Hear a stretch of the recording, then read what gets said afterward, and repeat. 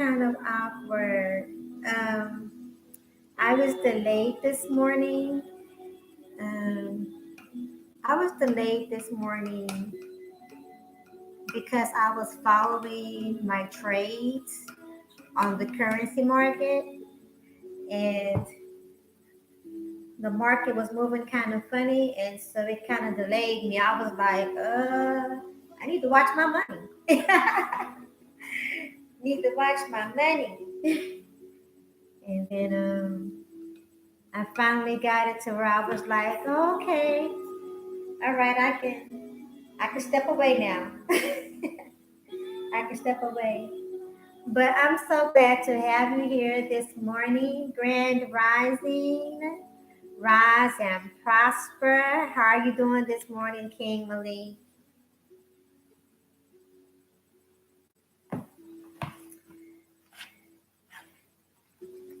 Of course, everyone, I'm your girl, Raymond Woman. Thank you for joining me this morning. And we're going to continue in our book of Staying Up in a Down World. We are on day 13, and I feel pretty good this morning. I hope you all slept good last night.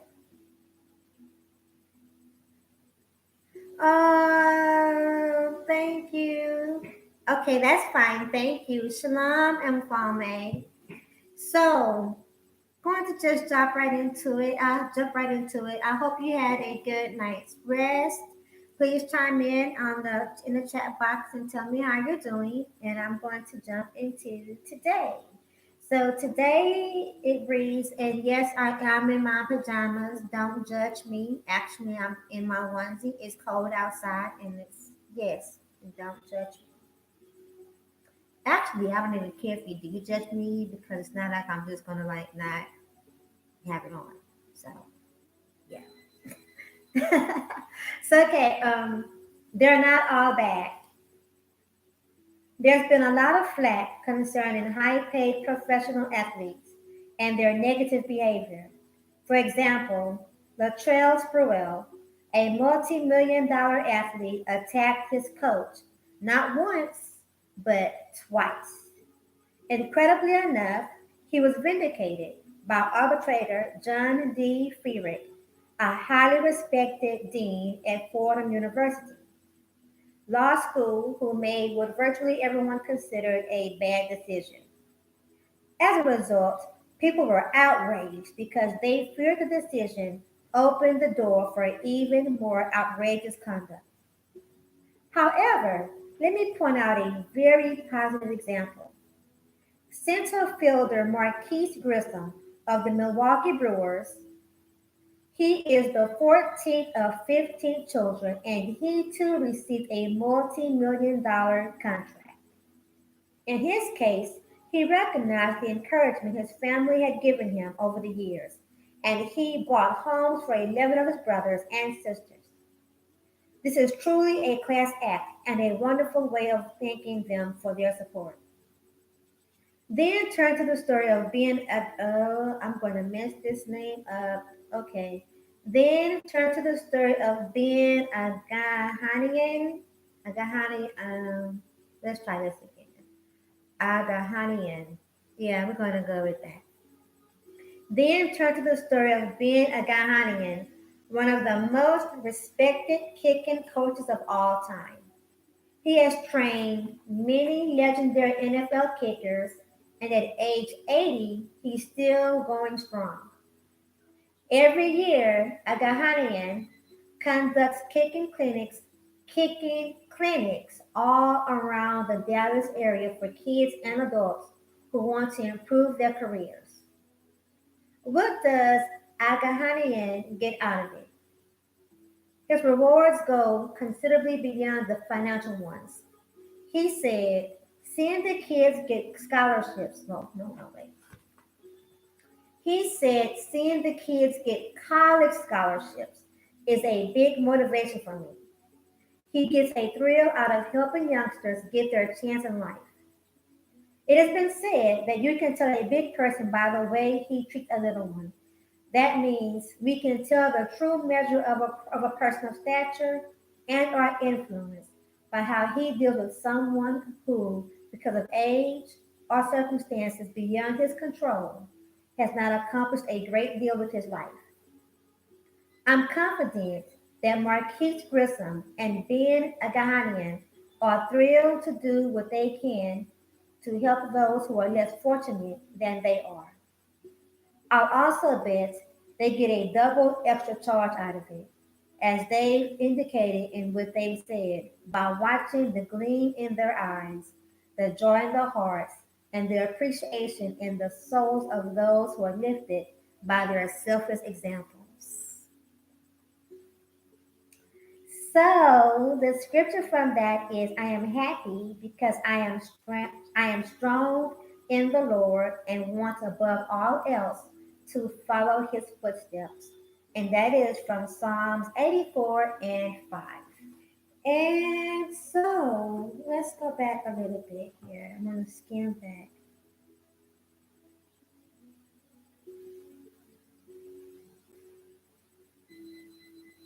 So basically, what we got from this story is people try to critique, or shall we say, criticize high-paying, high-paid professionals, athletes, and other professionals, and they feel like, I guess, that they don't deserve it. However, and when they mess up, it's a bad reflection on their profession. However, there are those that give back tremendously because of what they do and their payments, that it makes it gives you a different insight, or shall I say a different perspective, as to, I guess, be okay with how much they get paid. To not complain, there it is. To not complain, to not be overly critical about them getting paid for to do what they do. All right. So, and how many of us would want to be critiqued, or shall we say criticized, for how much we get paid? If we get, we go up for a raise or things like that, and say if we get paid $50 an hour, or 60,000, 70,000 plus a year, to do something that others might think is too simple, or it's not worth all of that, just because you're not an athlete or whatever. How many of us want to be criticized for that? It's really called hating, right? Haters. Haters. Most people that do all this criticism and critiquing are just haters. The more you earn and accomplish, you will be subject to criticism, not only because responsibility, but jealousy also. Exactly. Exactly. And I'm glad that you were able to join in this morning, Marv. I hope everything is well with you and your family. Yay! Health Way and Real Talk. Happy Friday. Coming from the doctor. I hope your doctor appointment went well. Okay, so before we get out of here, please, um, please chime in and let me know how you're doing in the comments before I get out of here. I would like to know that you all are doing well before I chime off, or if there's anything that you're concerned about, then maybe I can pray for or whatever. Send you good positive energy and have you in my thoughts if need be. Yay! I'm glad. That's right. They really don't. They have no idea. Good morning, Grand Rising, Ledford. A little sick, but living. Okay, so what's going on with this sickness here? What are your symptoms? What are you dealing with? I'm glad you're staying encouraged. Sometimes we have to encourage ourselves, Marv. I'll check in with you later as well. What's going on with this sickness, Inflamme? Let's see if I can help you with something holistic if you're not already aware.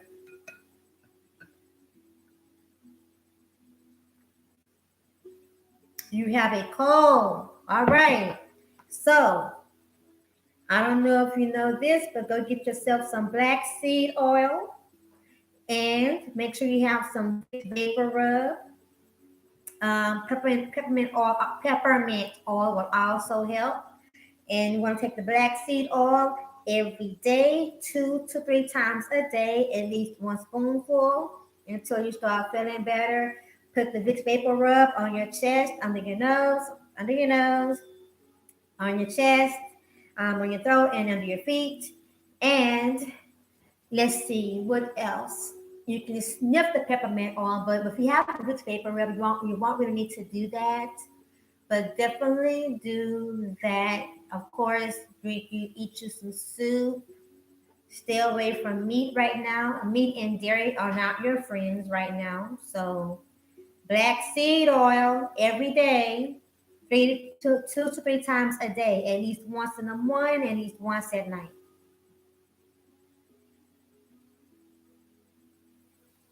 Marv sucks.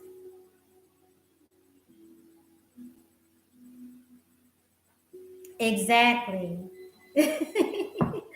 So please go do those things for yourself, employment, or see if you can have someone to go and get that for you. Also, if you have some lemons, you can also make you some hot lemon tea.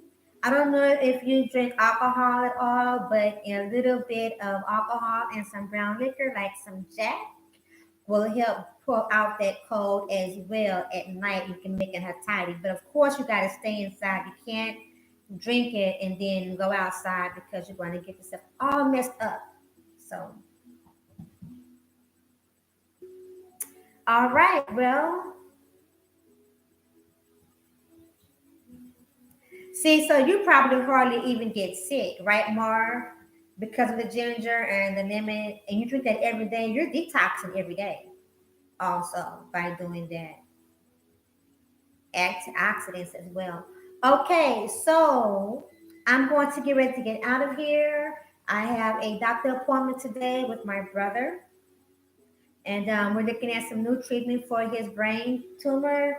And so I'm excited to hear what the doctor has to say. So it's honestly like, um, considering how bad things had gotten for my brother, and he's still here. I'm so grateful. I'm so thankful. Oh, so let's talk about grateful.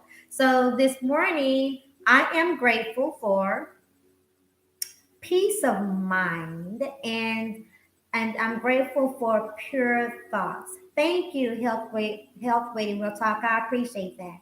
So I'm grateful for purity and the idea of purifying. I am working on every day now, like just trying to get myself back in the mind frame of what life was like, before anything happening in life.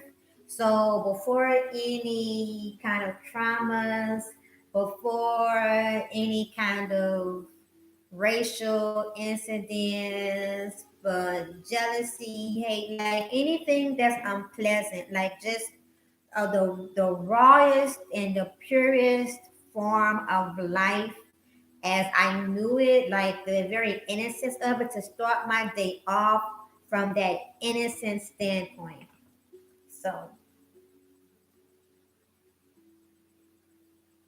thank you. I received that. Thank you, Ledford. I'm so glad that you're able to be here.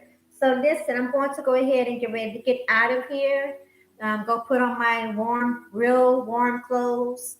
I wish you all to have a wonderful and peaceful day. Remember, you are handsome, you are beautiful, and you are powerful beyond measure.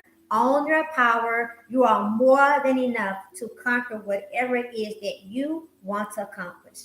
God bless. And update. I've identified one poem I know for sure that I want to put in my book. So I told you all that I was going to be working on that instead of saying what I don't have time for. So I'm so excited about that. And I am also going to read a poem to one of my aunts at least once a week, because I don't know, because she's an elder, And some it takes time to read books, but I know that she is like so inspired, and she really encourages me a lot. And actually, the Most High has spoke through her for me to get started on writing my book without me even having even telling her that it was even an idea for me. So the Most High used her to actually put the fire under my feet when I first got started. So yeah.